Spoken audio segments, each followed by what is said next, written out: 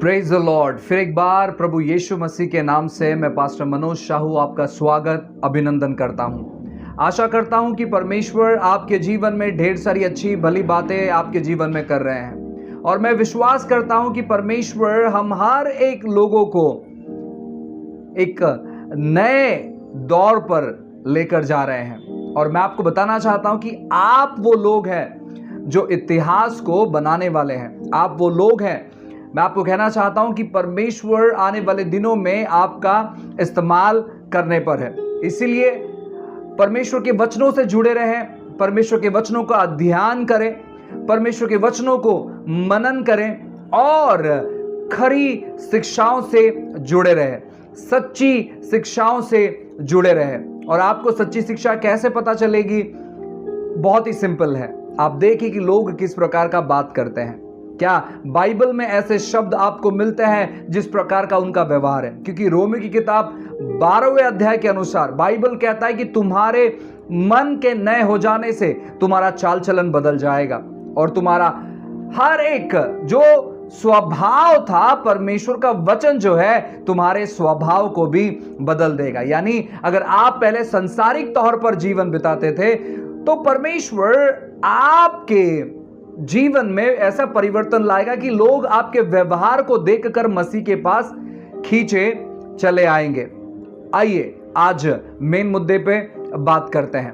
प्रियो, ढेर सारे लोग इन दिनों में हमारे वीडियोस पर कमेंट करते हैं, और जिस प्रकार हम वीडियो बनाते हैं वे लोग उस वीडियो का समर्थन नहीं करते हैं।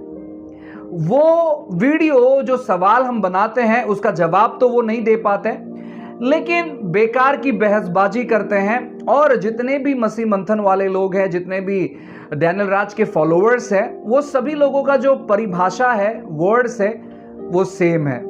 उनका जो शब्दों में आदर सम्मान नहीं होता है। वे सवाल नहीं करते, परंतु वे बेकार की बहसबाजी करते हैं। और मुझे लगता है कि उनको रिप्लाई देना इतना इंपॉर्टेंट नहीं है, क्योंकि वे वचन के अनुसार नहीं जा रहे, लेकिन वे शारीरिक होते हुए जा रहे हैं। आज मैं आपको यह बताना चाहता हूं कि हम उन पर दोष नहीं लगाते हैं, क्योंकि दोष लगाना जो है उसका मतलब है दंड देना। दोष का जो मेल है वो दंड के साथ है, ठीक है। अब हम ये नहीं कहते कि वो नरक जाएंगे, हम ये नहीं कहते हैं कि वे शैतान है, हम ये सारी बातें नहीं कहते हैं अपने वीडियो में। हम क्या कहते हैं कि उनकी जो शिक्षा है, उनकी शिक्षा गलत है, उनको पश्चाताप करने की जरूरत है। पश्चाताप यानी मन बदलना, ठीक है, अपने विचारों को बदलना और परमेश्वर के विचार की ओर मुड़ना। उनको ऐसे लग सकता है कि 99.9% लोग गलत है वगैरह वगैरह। हम उन चीजों का खंडन करते हैं। दोष लगाना बहुत अलग है और खंडन करना बहुत अलग है। इन बातों को जो मिल्क फीडिंग क्रिश्चियंस है, जो मसीह मंथन वाले हैं, जिनको बाइबल क्या कहता है ना, नहीं पढ़ते हैं, वे नहीं समझते, और इसीलिए वे अपने गुरु को बचाने के लिए वे कुछ भी बातें करते हैं। लेकिन मैं आपको बताना चाहता हूं, मेरे प्यारे भाई बहनों, आप जो मसीह मंथनों से जुड़े हुए हैं, आप देखिए कि बाइबल की कैसी परिभाषा है, बाइबल किस प्रकार हमें आदर सम्मान के बारे में सिखाता है। और बाइबल हमें सिखाता है कि जो लीडर्स हैं वो कलीसिया के बारे में बात कर सकते हैं, लेकिन जो अनुयायी है या जो अभी नए मसीह में जो लोग आए हैं, पहले तो आपको सीखने की जरूरत है, इसलिए आपको सीखना है, ठीक है। अब मैं आपको यह बताना चाहता हूं कि कुछ समय पहले भारती सिंह ने और रवीना टंडन ने हालेलुया शब्द को लेकर एक मजाक किया था। शायद उनको पता होगा, नहीं होगा, वो अलग बात है, लेकिन उसका मजाक उड़ाया था और बहुत सारे मसीह लोगों ने उसका विरोध किया था।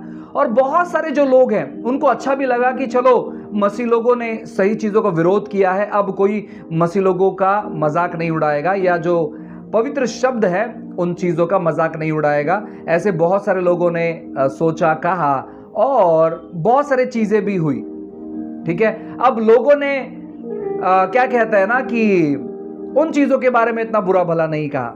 उन्होंने सोचा कि चलो कोई तो व्यक्ति खड़ा हुआ है, लोग बात कर रहे हैं, और आगे जाकर ये चीजें नहीं होगी। और मैं आपको बताना चाहता हूं कि कुछ ना कुछ परिवर्तन और बदलाव हुआ। उन्होंने शायद माफी मांगा और बहुत सारी चीजें हुई। उसके बाद इन दिनों में कुछ समय पहले ही जो करीना कपूर है उन्होंने एक किताब निकाला जिसका नाम है प्रेगनेंसी बाइबल, और बहुत सारे मसीह लोगों ने उसका विरोध किया। विरोध भी करना चाहिए क्योंकि वो गलत है, लेकिन साथ ही साथ मैं आपको बताना चाहता हूं ऐसे बहुत सारे लोग हैं जिन्होंने बाइबल शब्द अपने अपने किताबों में इस्तेमाल किया है, जो कि नहीं करना चाहिए। हमने इसका खंडन किया और एक अच्छा प्रभाव जो है लोगों पर आया और लोगों ने बहुत सारी चीजों को जाना। उसी प्रकार हम कुछ लोग हैं जो डैनियल राज की जो शिक्षा है, जो गलत शिक्षा है, जो मसीह मंथन की जो ग्रुप में फैल रही है, जहां पर नए विश्वासी है, उनके साथ कोई भी एक ऐसा पास्टर नहीं जुड़ा है जो वचन आधारित सेवा करता हो। ऐसे लोग जुड़े हुए हैं जो लोग बैप्टिज्म नहीं लिए हैं, वो आज पास्टर बन गए, लीडर बन गए। ऐसे लोग जुड़े हैं जो क्या कहते हैं ना, बाइबल के डिबेट्स वो करते रहते हैं। जाकिर नाइक जिस प्रकार डिबेट्स करता है और बाइबल के लोगों को गलत कहता है, वैसे ये लोग भी कुछ वचनों को तोड़ जोड़ कर बताते हैं और बहुत सारे लोगों को भरमा रहे हैं। साथ ही साथ मैं आपको यह बताना चाहता हूं कि हम उन पर दोष नहीं लगा रहे हैं, हम उनकी शिक्षाओं को खंडन कर रहे हैं। हम उनकी शिक्षाओं को खंडन कर रहे हैं और यह बहुत जरूरी है इन दिनों में। और उसका असर क्या हो रहा है मालूम है आपको? बहुत सारे लोग ऐसी जो सच्ची शिक्षा के लेबल लगाकर झूठी शिक्षाओं को पेश कर रहे थे, ऐसे झूठी शिक्षाओं से लोग बाहर आ रहे हैं। और बहुत सारे लोग इन दिनों में गवाही दे रहे हैं कि हम मसीह मंथन के झूठी शिक्षाओं में, डैनियल राज की झूठी शिक्षाओं में फंस चुके थे और बहुत सारी गलत बातें हमारे साथ हुई, लेकिन अब हम आजाद हैं और हम अब वापस अपनी कलीसिया से जुड़े हुए हैं। प्रियो, ऐसी शिक्षाएं इन दिनों में भरमाने वाली जो शिक्षाएं हैं, जो केवल पास्टर डैनियल राज ने, लेकिन बहुत सारे लोग अलग अलग जगहों से दे रहे हैं, अलग अलग टॉपिक्स को लेकर, इन चीजों को हमें सीखने की जरूरत है, जानने की जरूरत है। जैसे कि जोहवा विटनेस है, ओनली जीसस है, सेवेंथ डे वाले हैं, और भी ऐसे अन्य कल्ट वाले लोग हैं, यरूशलेम माता है, और भी ऐसे अलग अलग कल्ट वाले लोग हैं जो अपनी शिक्षाओं को फैला रहे हैं।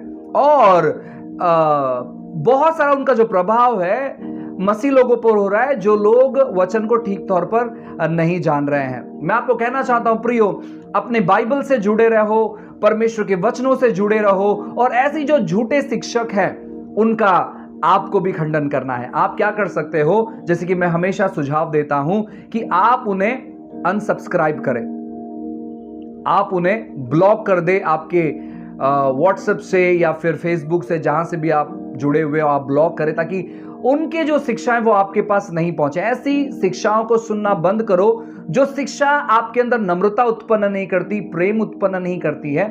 हम यहां पर ये नहीं कह रहे कि आप जाकर वहां पर गलत गलत बातें कहो उनके बारे में, बिल्कुल नहीं। आपको ये चीज नहीं करना है, क्योंकि मसीह हमें ऐसा नहीं सिखाता है। आपको उनकी शिक्षाओं को नहीं सुनना है, क्योंकि उनकी शिक्षाओं को सुनने के बाद हमें ऐसे लगता तो है कि हम बंधन से बाहर निकल रहे हैं, लेकिन हम दूसरी बंधन को अपनी जिंदगी में लेकर आ रहे हैं।